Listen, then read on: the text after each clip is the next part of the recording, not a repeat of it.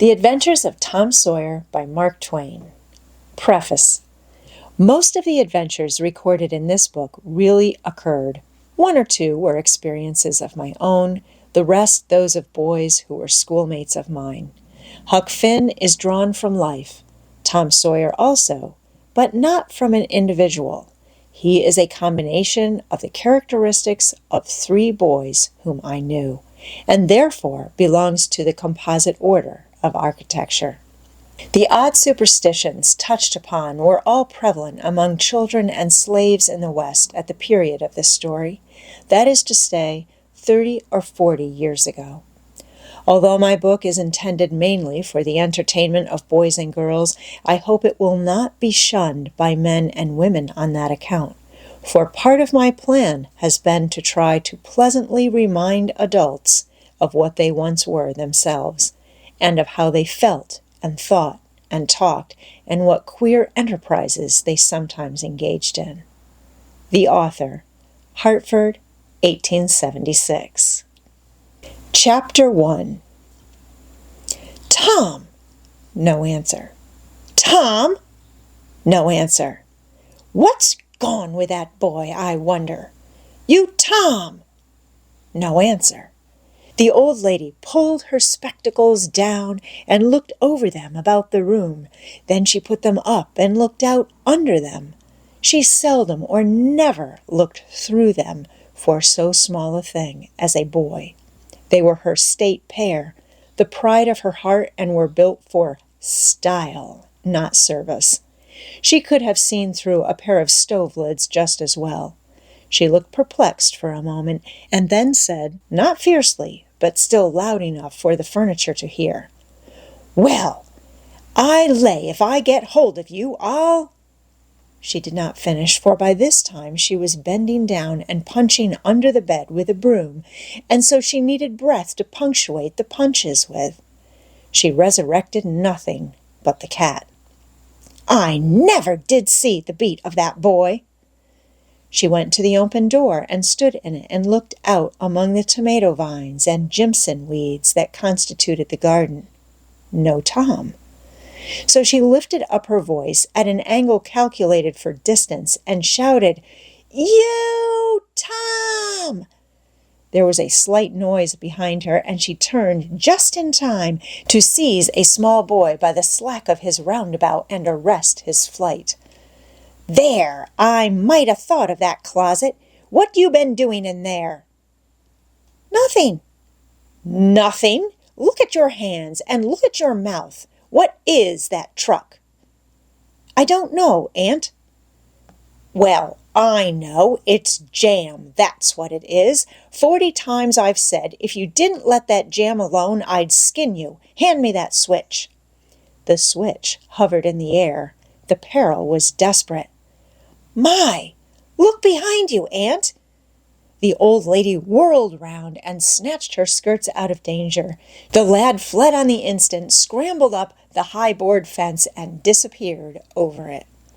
His Aunt Polly stood surprised a moment, and then broke into a gentle laugh.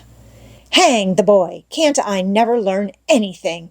Ain't he played me tricks enough like that for me to be looking out for him by this time? But old fools is the biggest fools there is. Can't learn an old dog new tricks, as the saying is. But my goodness, he never plays them alike. 2 days, and how is a body to know what's coming? He 'pears to know just how long he can torment me before I get my dander up, and he knows if he can make out to put me off for a minute or make me laugh, it's all down again, and I can't hit him a lick. I ain't doing my duty by that boy, and that's the Lord's truth, goodness knows. Spare the rod and spile the child, as the good book says. I'm a-laying up sin and suffering for us both, I know. He's full of the old scratch, but laws a me, he's my own dead sister's boy, poor thing, and I ain't got the heart to lash him somehow. Every time I let him off, my conscience does hurt me so, and every time I hit him, my old heart most breaks.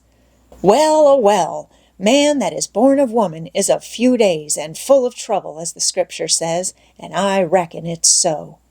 He'll play hooky this evening, and I'll just be obleeged to make him work tomorrow to punish him. It's mighty hard to make him work Saturdays, when all the boys is having holiday. But he hates work more than he hates anything else, and I've got to do some of my duty by him, or I'll be the ruination of the child." Tom did play hooky, and he had a very good time. He got back home barely in season to help Jim, the small servant boy, saw next day's wood and split the kindlings before supper. At least he was there in time to tell his adventures to Jim, while Jim did 3/4 of the work. Tom's younger brother, or rather half-brother, Sid, was already through with his part of the work, picking up chips, for he was a quiet boy and had no adventurous, troublesome ways. While Tom was eating his supper and stealing sugar as opportunity offered, Aunt Polly asked him questions that were full of guile and very deep, for she wanted to trap him into damaging revealments. Like many other simple-hearted souls, it was her pet vanity to believe she was endowed with a talent for dark and mysterious diplomacy, and she loved to contemplate her most transparent devices as marvels of low cunning. Said she, "Tom, it was middling warm in school, warn't it?" "Yes'm." "Powerful warm, warn't it?" "Yes'm." "Didn't you want to go in a swimming, Tom?" A bit of a scare shot through Tom, a touch of uncomfortable suspicion. He searched Aunt Polly's face, but it told him nothing. So he said, "No'm. Well, not very much." The old lady reached out her hand and felt Tom's shirt and said, "But you ain't too warm now, though." And it flattered her to reflect that she had discovered that the shirt was dry without anybody knowing that that was what she had in her mind. But in spite of her, Tom knew where the wind lay now. So he forestalled what might be the next move. "Some of us pumped on our heads. Mine's damp yet, see?" Aunt Polly was vexed to think she had overlooked that bit of circumstantial evidence and missed a trick. Then she had a new inspiration. "Tom, you didn't have to undo your shirt collar where I sewed it to pump on your head, did you? Unbutton your jacket." The trouble vanished out of Tom's face. He opened his jacket. His shirt collar was securely sewed. "Bother! Well, go 'long with you. I'd made sure you'd played hooky and been a-swimming. But I forgive ye, Tom. I reckon you're a kind of a singed cat, as the saying is. Better'n you look. This time." She was half sorry her sagacity had miscarried, and half glad that Tom had stumbled into obedient conduct for once. But Sidney said, "Well now, if I didn't think you sewed his collar with white thread, but it's black." "Why, I did sew it with white. Tom!" But Tom did not wait for the rest. As he went out at the door, he said, "Siddy, I'll lick you for that."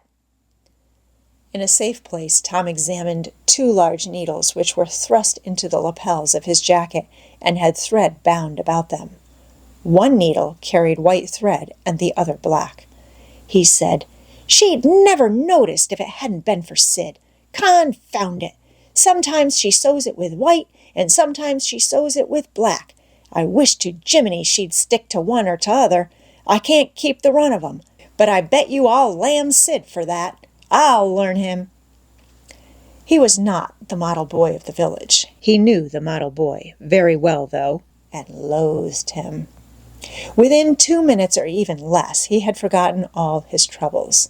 Not because his troubles were one whit less heavy and bitter to him than a man's are to a man, but because a new and powerful interest bore them down and drove them out of his mind for the time, just as men's misfortunes are forgotten in the excitement of new enterprises. This new interest was a valued novelty in whistling, which he had just acquired from a servant, and he was suffering to practice it undisturbed.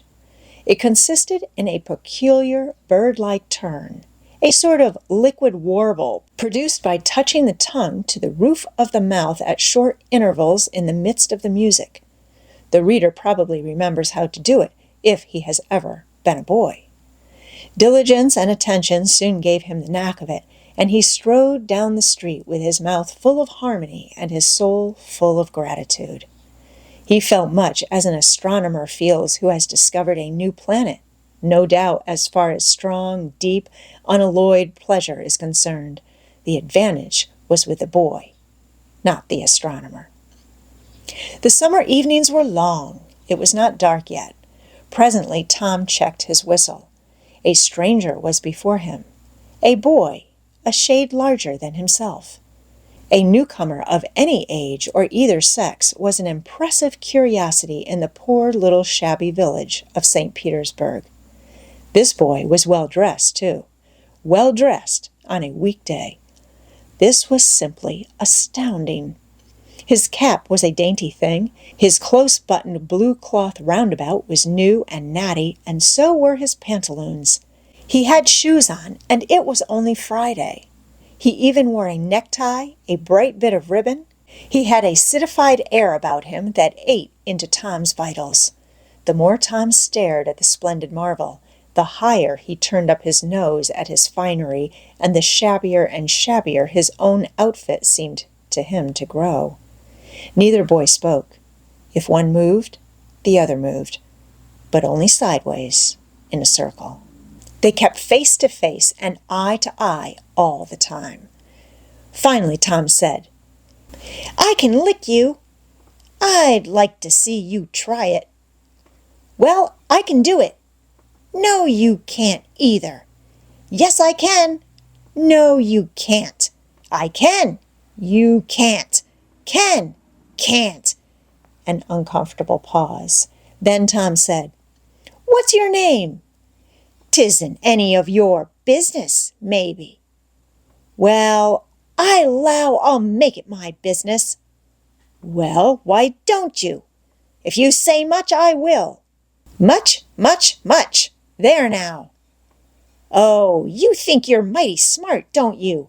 I could lick you with one hand tied behind me if I wanted to."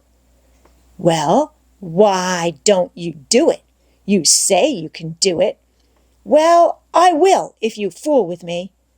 "Oh, yes, I've seen whole families in the same fix." "Smarty, you think you're some now, don't you? Oh, what a hat." "You can lump that hat if you don't like it. I dare you to knock it off, and anybody that'll take a dare will suck eggs." "You're a liar." "You're another. You're a fighting liar and doesn't take it up." "Aw, take a walk." "Say, if you give me much more of your sass, I'll take and bounce a rock off in your head." "Oh, of course you will." "Well, I will." "Well, why don't you do it then? What do you keep saying you will for? Why don't you do it? It's because you're afraid." "I ain't afraid." "You are." "I ain't." "You are." Another pause, and more eyeing and sidling around each other. Presently they were shoulder to shoulder. Tom said, "Get away from here." "Go away yourself." "I won't." "I won't either." So they stood, each with a foot placed at an angle as a brace, and both shoving with might and main and glowering at each other with hate. But neither could get an advantage. After struggling till both were hot and flushed, each relaxed his strain with watchful caution, and Tom said, "You're a coward and a pup. I'll tell my big brother on you, and he can thrash you with his little finger, and I'll make him do it, too." "What do I care for your big brother? I've got a brother that's bigger than he is, and what's more, he can throw him over that fence, too." Both brothers were imaginary. "That's a lie." "Your saying so don't make it so." Tom drew a line in the dust with his big toe and said, "I dare you to step over that, and I'll lick you till you can't stand up. Anybody that'll take a dare will steal sheep." The new boy stepped over promptly and said, "Now, you said you'd do it. Now let's see you do it." "Don't you crowd me now. You better look out." "Well, you said you'd do it. Why don't you do it?" "By jingo, for 2 cents I will do it." The new boy took 2 broad coppers out of his pocket and held them out with derision. Tom struck them to the ground. In an instant both boys were rolling and tumbling in the dirt, gripped together like cats, and for the space of a minute they tugged and tore at each other's hair and clothes, punched and scratched each other's nose, and covered themselves with dust and glory. Presently the confusion took form, and through the fog of battle Tom appeared, seated astride the new boy, and pounding him with his fists. "Holler 'nuff," said he. The boy only struggled to free himself. He was crying, mainly from rage. "Holler 'nuff," and the pounding went on. At last the stranger got out a smothered "'Nuff," and Tom let him up and said, "Now, that'll learn you. Better look out who you're fooling with next time." The new boy went off, brushing the dust from his clothes, sobbing, snuffling, and occasionally looking back, and shaking his head and threatening what he would do to Tom the next time he caught him out. To which Tom responded with jeers and started off in high feather, and as soon as his back was turned, the new boy snatched up a stone, threw it, and hit him between the shoulders, and then turned tail and ran like an antelope. Tom chased the traitor home and thus found out where he lived. He then held a position at the gate for some time, daring the enemy to come outside. But the enemy only made faces at him through the window and declined. At last the enemy's mother appeared and called Tom a bad, vicious, vulgar child and ordered him away. So he went away, but he said he lowed to lay for that boy. He got home pretty late that night, and when he climbed cautiously in at the window, he uncovered an ambuscade in the person of his aunt, and when she saw the state his clothes were in, her resolution to turn his Saturday holiday into captivity at hard labor became adamantine in its firmness.